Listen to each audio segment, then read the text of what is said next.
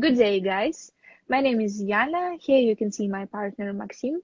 Today we Hi. are going to represent you our TED Talk on the topic how motivation theories led companies to success.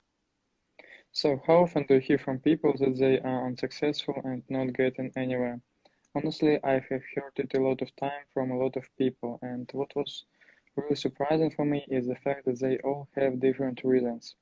So, can we assume that a person has achieved success if he appreciated the beauty of the world and did not hesitate to talk about it? If he saw the best in people and shared the best in himself? If his life inspired other people and the memory of him remained in their hearts. So let's figure out what success is. If you ask a question which organization can be considered successful, most people will start listing the names of giant well-known enterprises, and from my point of view that's not correctly right.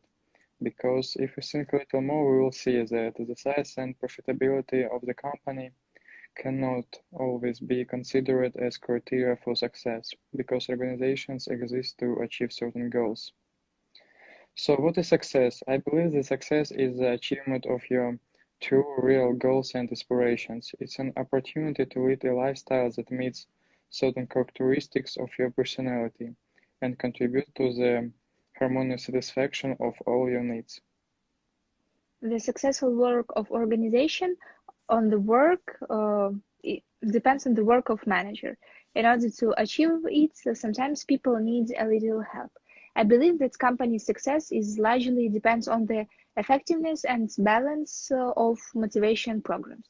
Motivation theories are generally accepted tools for increasing staff productivity. To attract and retain best specialists, good reward is not enough. Some other programs are need to be implemented. Throughout history, we think that our ancestors misunderstood the behavior of people, but nevertheless, their programs of motivating people were sometimes very effective. This is confirmed by the fact that these techniques have been using for many hundreds of years, and the initial programs are deeply rooted in our minds and cultures. One of the first widespread motivation theories was stick and carrot policy. And as the people said, the effective use of stick can significantly save carrots. Um, Reading Russian fairy tales, myths, legends, you can find a lot of examples of how leaders of the alleged hero with half of the kingdom and his daughter in addition for fulfilling the task, and for not fulfilling they said my sword is your head from the shoulders. It was some kind of death penalty. And our ancestors were right. Fear is a good motivation, but only for a short period of time. So money has always been the main motivator, but some people attach too much importance to them, leaving out other equally important things. For the sake of money, people are willing to go to dirty, unpredictable, and dangerous work. All people need money, and this motivator works without any denial, but it must not be neglected. The next stage of evolution was the teaching of Frederick Taylor, the founder of modern management. Taylorism is based on four rules of management. First is the creation of scientific foundation that replaces old methods of work. Second is the selection of managers and workers based on scientific criteria or professional training.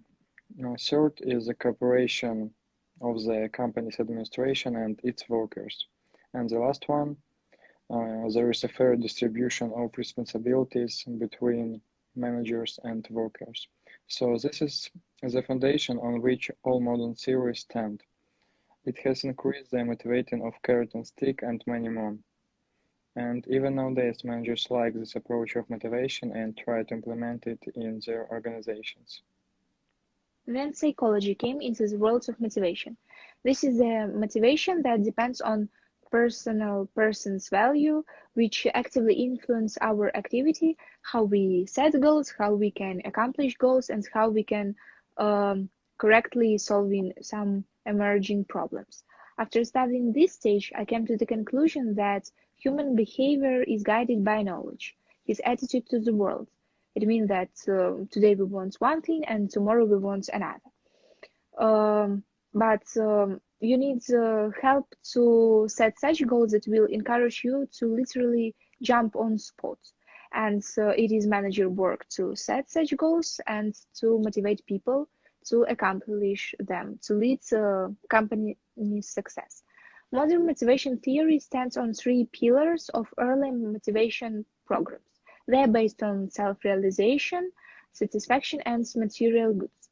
People meet needs according to Maslow pyramid of needs, and in this motivation program, on the highest stage, you can meet such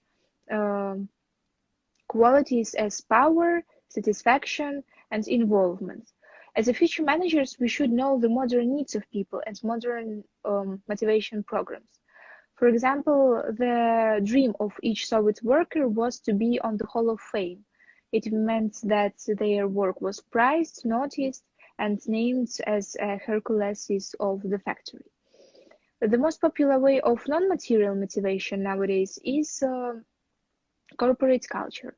Colleagues are gathered to celebrate memorable days together or to follow some training sessions. All this is good, but when the atmosphere in the office is oppressive, now it will not save you from motivating people. But you need to keep an eye on the moods and motivation on your employees each day. So we can suggest you some ideas which you can try to implement in your organization in order to achieve success. Firstly, publicly encourage a distinguished employee. Then give them unexpected and pleasant gifts, just in honor of the day of good mood. Instead of cash bonuses, allow them to choose a prize for themselves. It may be a dinner at a restaurant or just a gift certificate. Also, you can try to implement a corporate sport outing in order to maintain a good mood and health of your colleagues. And one of the most important things, from my point of view, is the caring of the employee's family. It may include trips for children to health improving summer camp or preferential medical insurance for their families. And the last one is motivation entertainment. You can look at the photos of modern and famous corporations. Their offices are not just equipped stylishly, but also in such a way that employees can feel themselves in a relaxing and comfortable atmosphere. There are some gaming areas, recreation zones, and entertainment rooms. So let's sum up. Of course, to compete with his majestic salary is unlikely to beat all sorts of non-material rewards and promotions. But the manager should always remember that people usually come to work for money and career, but get away from routine and bad management. Therefore, create an adequate system of non-material motivation is an important thing and even basic for creating an effective and successful dream team. Thank you for your attention. We are waiting for your comments and questions on the forum.